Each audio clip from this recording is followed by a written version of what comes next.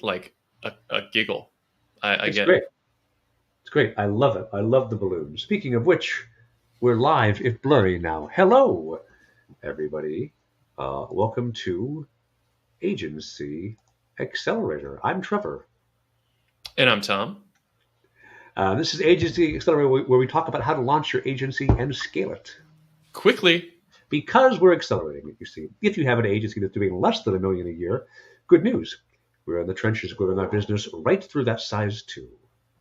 So if you want to follow along and join us on our journey growing our agencies over $1 million, this is going to be the channel that you want to follow along, because we're giving out all our best tips and we're not holding back at all. And today we're going to be talking about the end of the year, wrapping up and sort of preparing for next year. And, how Yeah. do we do it? And maybe you can join us and we can be helpful for you too.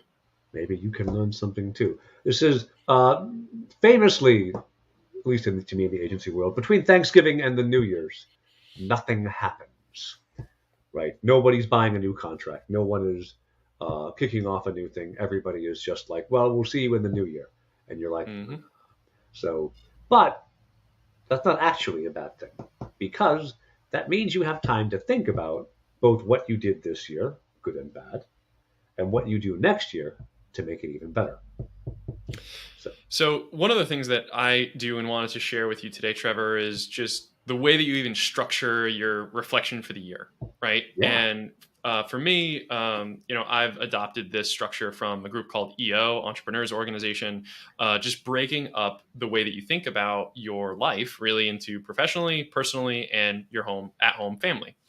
And being able to sort of wear one of those lenses and just making a simple bullet list, right? What were some really great things that happened? What were some things that maybe weren't so great that happened? And being aware of the trade-offs that you're making as you go from, yay, you know what? I went from 8 a.m. to 8 p.m. working on my laptop today and didn't get to see my family very much. How often are you doing that? Right. And what kind of effect does that have for your own mental health personally as you try to recharge and come back to, the office to do whatever it is you need to do?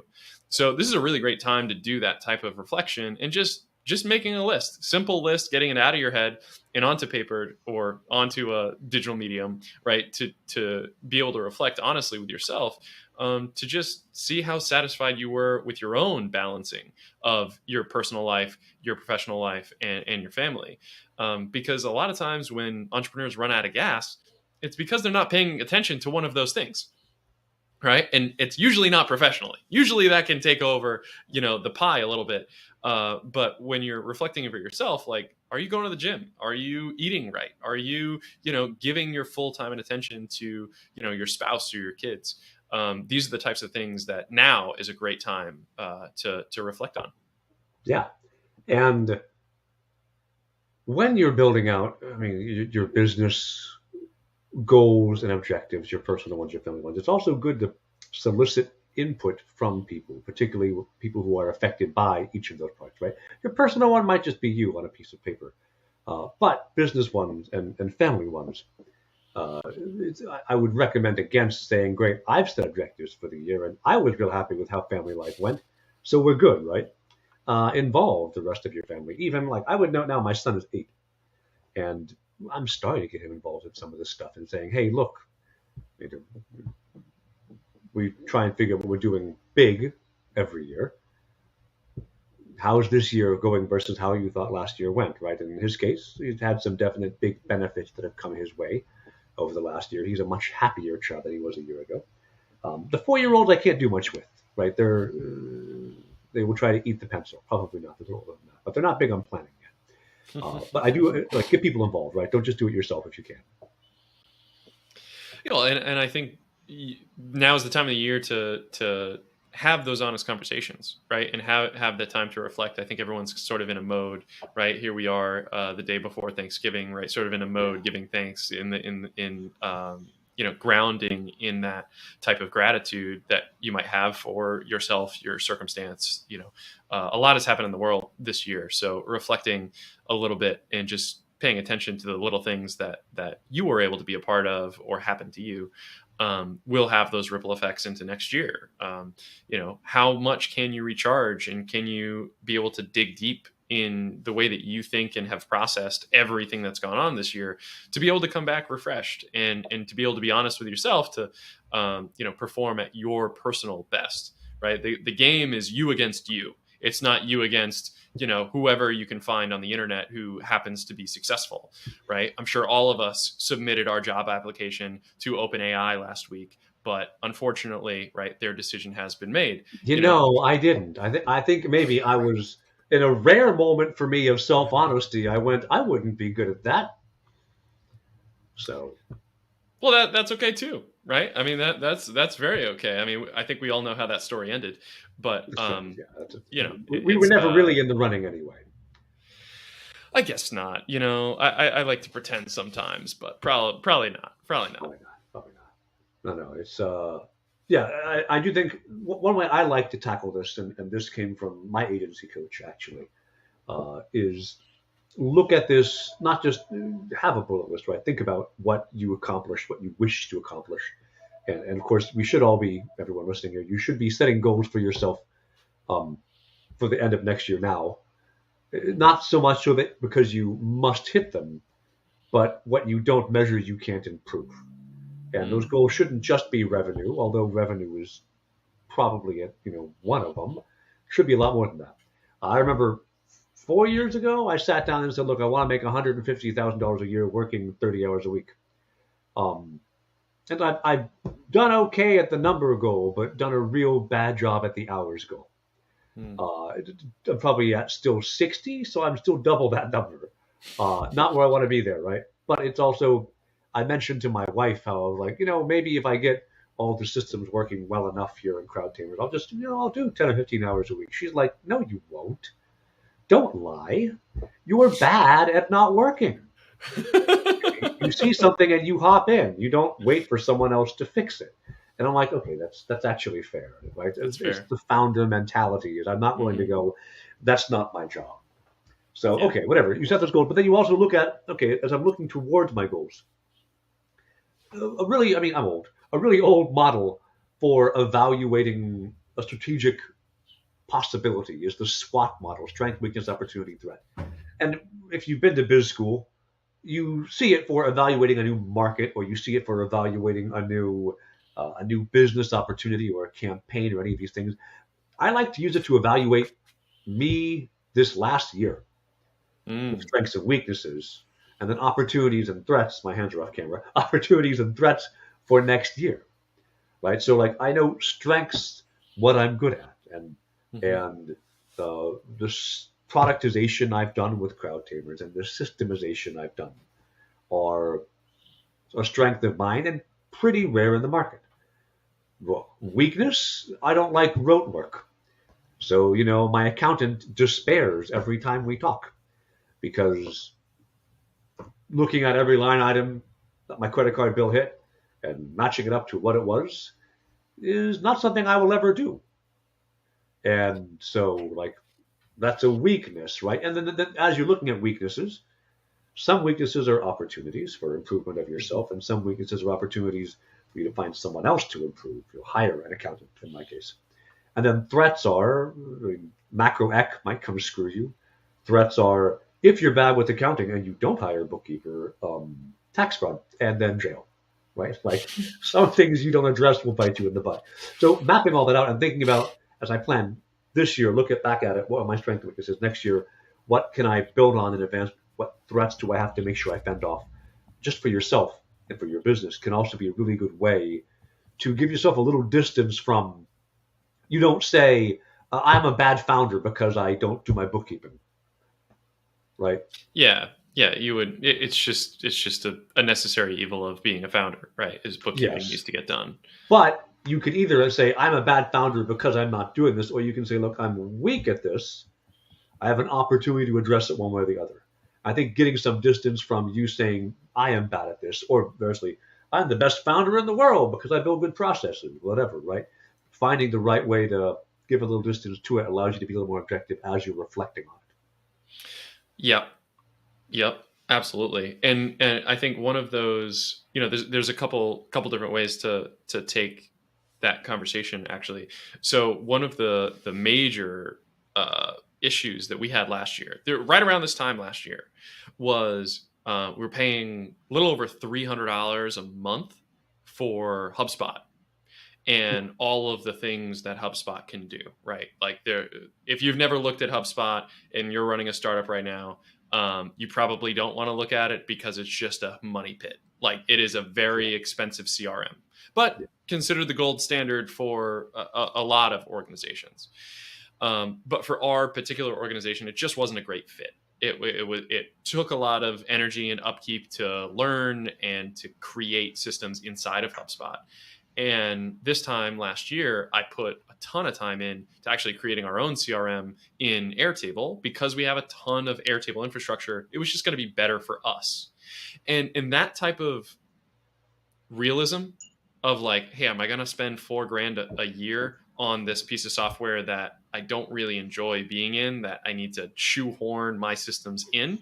Or should I start from scratch and collect every data point that I want to collect in a way that I can do it for at cost because I'm already paying for these systems? We did that.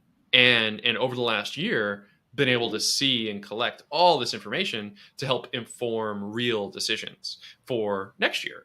So even though you might have a little extra time this year, at the end of this year right now, one of the major things that you can start to think about is what are the systems that we have that will pay dividends in the future? And is there a couple really small improvements, really small data points to log or get out of your existing system that as you accumulate opportunities throughout the year, that will compile and you can then reflect and say, well, what did we actually do, in 2023? Because I actually have that number now, those numbers now. Whereas, last year you didn't quite have that.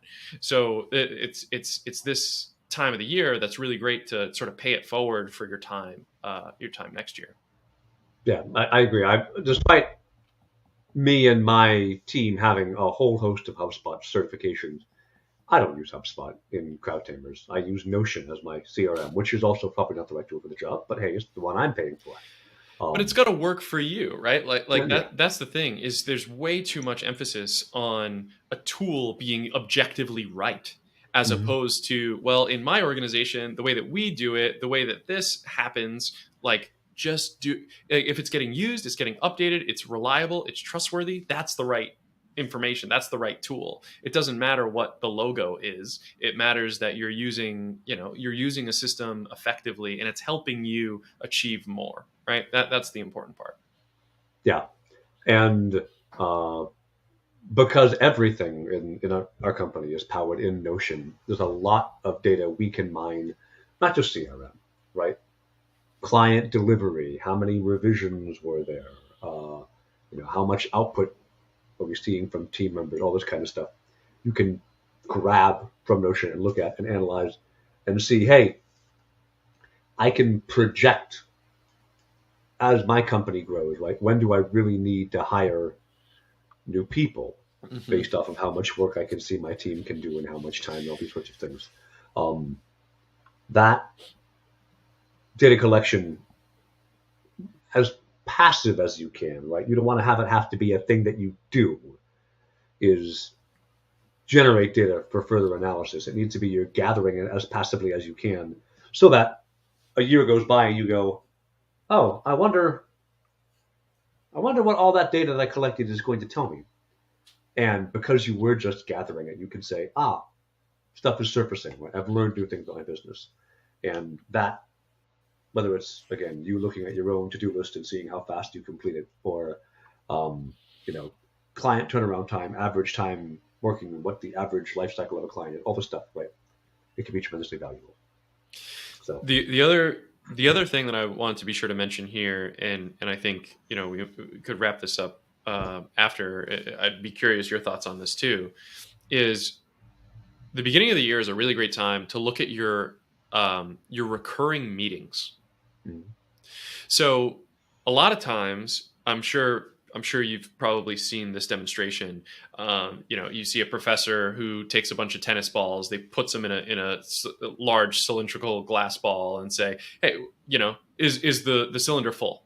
And they say, students say yes, and then they come in and they have smaller balls or sand, and they pour the sand in, and they say, is the cylinder full? They say yes, and then they pour water in. And it's the exercise of filling the space between the objects inside of this cylinder.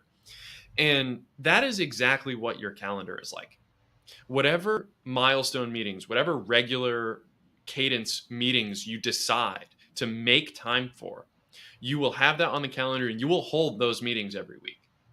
But if you don't have those recurring meetings and you don't make time for something that you really feel is important, like a marketing meeting, like an analytics meeting, like a stand-up, like a whatever, you just won't literally put the time in to be able to get whatever you're trying to get out. So we're publishing videos every week on YouTube, right? The only way that happens, like this one, is there's weekly time to do it, right? If we don't make time, we don't have a recurring meeting on, it's not going to happen because things come up. In other proverbial pieces of sand or water fill in the gaps of your calendar, and week after week will go by, and you're like, oh, I didn't have time to do that thing.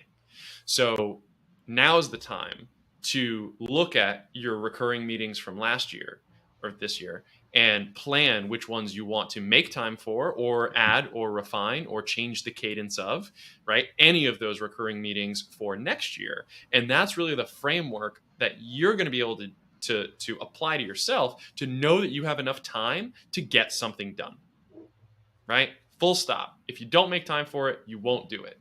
And establishing those regular meetings with people that you enjoy spending time with, that you can create or do or extract or learn, whatever those things are, that's where you find the time. You literally make it at the beginning of the year to say, I'm going to make time for this. And now you can have the opportunity to hold yourself accountable for spending that time. But unless it's on the calendar, it's just not going to happen because other things will get in the way. Yeah, that is just like what you don't meter, you can't improve. Mm-hmm. What you don't deliberately build a space for doesn't get done. It doesn't. So you'll have the greatest intentions in the world, but you just won't have the time. Yeah, you'll find. I mean, what was it? A buddy of mine and international bestseller Jonathan Brill has a talk he gives about how every time we improve our productivity, we find something that destroys our productivity, right? We create AI automation, or before that, I guess, we create computer productivity suites, and then we also find TikTok to take all the time away, right? Like no matter how much time you create in your day, we will find things to fill it. And I mean, for many of us, it does become mindless scrolling, right? And most of us don't budget time for look at my glass square of misery and scroll until I feel inadequate. But we find ourselves doing it anyway. It becomes the liquid that fills our days. Yeah. And that's the same. It will just happen again and again and again. And, it's maybe it's making an hour lunch that you don't budge on, right? Maybe it's having a hard stop at 6 p.m. or an early start, stint between 5 and 6 a.m. Right? It could be any of these types of things. But, as we reflect for the year and as you prepare for next year, consider your recurring meetings. That's all I want to say. I think that there's a lot to pull from there. I would also add one piece into this. One of the best recurring meetings I have is a 15-minute meeting at 9 a.m. to do my to-do list. No one's invited. It's just me. But it's when I sit down and do my to-do list for the day. I should probably make it earlier in the day because I start my work day most days at 5:30. But a lot of what I do 5:30 in the morning is the stuff I didn't get done yesterday on my to-do list. And so I can get through that. And then at 9 a.m. when I'm back in the office after getting my kids off to school and everything, I say, great, what's today about? And then it's just, taking that 15 minutes to decide is so much stronger than letting the day happen to you. Huge. Absolutely huge. I've been And trying to so, do that at the end of the day for me, is oh, to really? to just like, hey, I'm closing my laptop now. I need to put all these thoughts down so I can actually close my laptop and go do human things the rest of the night. Mm, Um, and it's a 45-minute meeting for myself at the end of the day between 5:15 and 6 p.m. that says closing up shop. I'm closing up for the day, and I got to get all this stuff out of my head and just put it down and revisit it tomorrow. And it really helps me sleep better, to be honest. That's been a huge relief for me. But I hear gotcha. you. Whatever works for you, right? The It morning is works. great. The afternoon is great. But like the point is that you do it, right? Yeah. And you don't just let the day happen. You actually design the way that you're going to approach the day with a little bit of intentionality, and that again and again and again adds up to, hey, look, I accomplished something this year, You've right? changed the thing. Yeah. Yeah. Yeah. So All right. You talked about collecting data. We've talked about um, thinking of your present, your future, how to improve it. Um, One other thing I like to do is I like to set. I think on 5 different time horizons. I think about today. I think about this week. I think about this month. I think about this year. And then there's one that's like it's 5 years out. Right? It's a big long term thing. And you mhm. set that, and then you work your way backwards into today because you know where you want to be. And it doesn't have to be super firm, right? But it is something that you don't think you can achieve, and then you work back and figure out how to make it happen, and then you discover you can.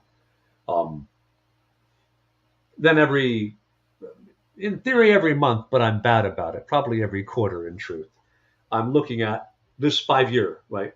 Where I need to be, am I there? Um, but I think as you were thinking of your year, don't just think of the year, right? We only get 80 of these. I'm halfway through. You're not quite halfway through. I'm halfway through, right? That remaining 40-ish that I get, unless I step in front of a bus by mistake in a week, uh, thinking about that in not each individual chunk, but in I've got epics that I can control in them, is the other really powerful thing you can do, right? The way to eat an elephant is one bite at a time.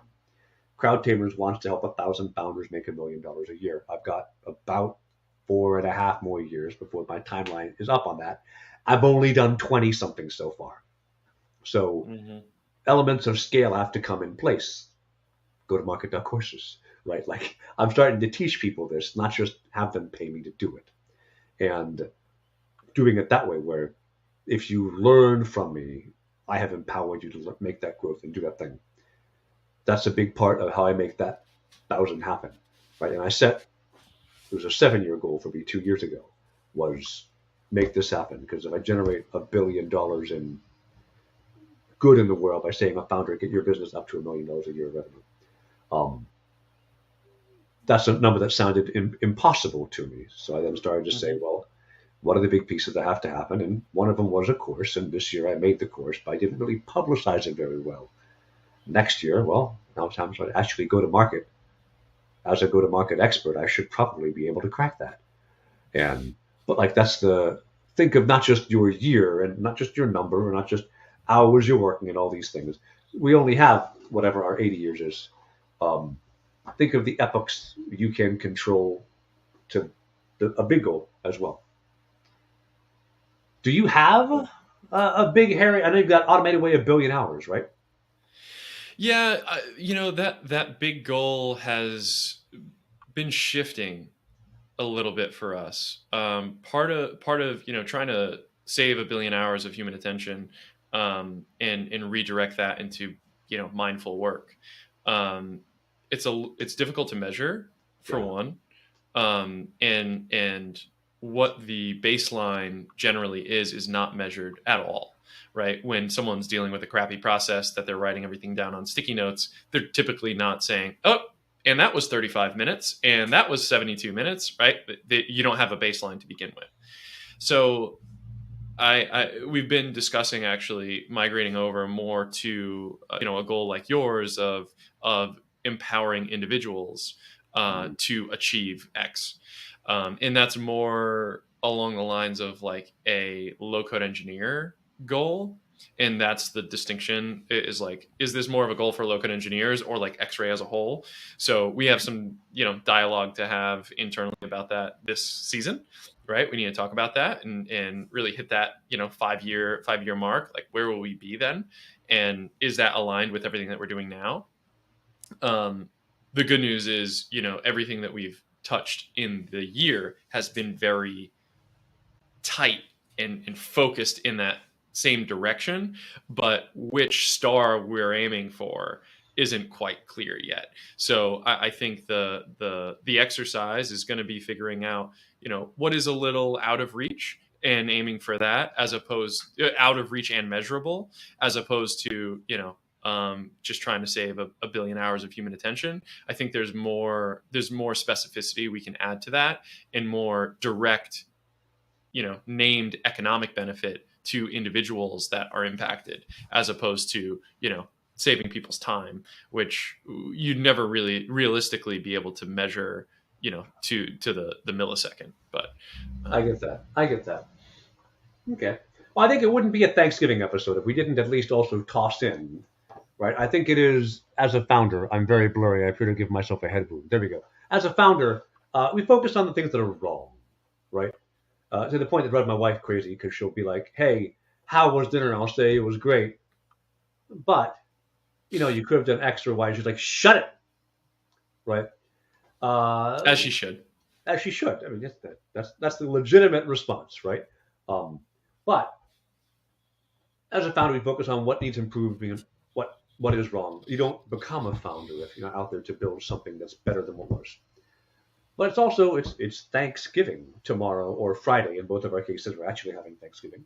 Uh, the opportunity to say thank you for something. Uh, what is something you give thanks for, either as owner of X-Ray, or I guess co-founder, I beg your pardon, of X-Ray, um, as an agency senior brain thinker, as a person who services people? What's something you give thanks for this year? One of the things I always try to make time for is to be overly nice or generous to some random person at some point throughout this weekend. Generally, that's something I do take a lot of pride in. Just to, like, those random acts of kindness, I think, go a long way. But more specifically in sort of the X-ray bubble, one is just the team. I mean, I think I couldn't have articulated to them what I needed them to do this year for everybody's safety and longevity and, like, stability. But they figured it out. And that's part of a startup team, right? Is they figure it out, they adapt to it. And I'm incredibly grateful for the amazing team that we have right now. And I think that's only going to get more exciting and grow in gratitude to share, as we see what next year really does. And I think it really comes down to also the relationships that you have with your customers. I mean, there's millions of options, right? Or thousands at the very least, to do something similar to a layman, to what you or I are doing. And somebody decided, you know what? You're the guy, right? And at the end of the day, it's a relationship. And somebody is deciding to give you an opportunity, and to recognize that and appreciate that, and recognize and say that to them, right? Like, hey, I appreciate the trust, the faith, the opportunity that you've been you have given me, in that dialogue. I think that's a really important acknowledgement, because it's a human acknowledgement. It's not a business acknowledgement. It's, you recognize each other as people, and you built that trust and relationship to be able to conduct business. Sure. But, hopefully, as you go through your entrepreneurial journey, you'll have, repeat customers in different places, right? It's not about the first one. It's about the nth one. And being able to maintain a relationship with somebody in a meaningful way for the next time. whether or not this particular opportunity, business, contract, whatever got signed, that's very short-sighted. So recognizing that people are giving you an opportunity is a way of showing gratitude and putting one chip in that long-term bucket. Awesome. Yeah. I also think, of course, any founder, right? You have to thank your team that they are there. They believe in what you're building, right? Which is not a sensible thing. That's the size of either of our companies yet to believe in it. Right? Once you're 50 people, there's an inertia, right? Oh, it's a real thing. That many people have all agreed it is, so it must be true. When there's 4 people, right? This is a lunatic dream by a dude or a woman. I shouldn't be gender. A lunatic dream by a person, right? That you risk on it, you join, and that's always a leap of faith like that in the early days, in particular. I think is something to be profoundly thankful for. And then also, for me, I'm not a people person particularly. My sales coach is like, "Hey, Trevor, you need to be more empathetic on your sales calls." And I'm like, if my kids don't get empathy, my sales leads won't either. But this year for me, a lot of what success has looked like has come through partnerships. People who've said, "Hey, I know this guy with a mustache. You've got to talk to him. He's going to help you out with the problem you have." The last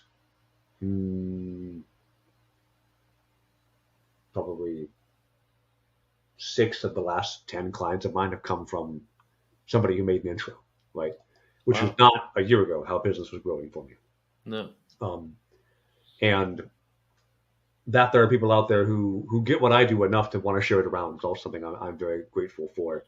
And that some of them are clients of mine who like, "Hey, what Trevor did worked for me. I want to pass the word around," right? That's huge. Those are things to be thankful for. And I think that any of us who are founders, we did something, we wanted to build a thing. And market goes up, market goes down, that we're able to persist and keep building our thing and living our life the way that we, in theory, kind of want it. If you're a founder and you don't like how your life is going, it's your fault, right? Like nobody else, your boss didn't do this to you, you did. So like to be thankful that we can make that happen, that we live in a time when this can be a thing, is also pretty incredible. Pretty incredible. Yeah. Like this moment in time that we happen to be in, it's amazing. Long timelines got us to having a computer-aided telepathy in this thing that we whatever this is. Yes. Pretty much a splash in the pan at the most. Yeah.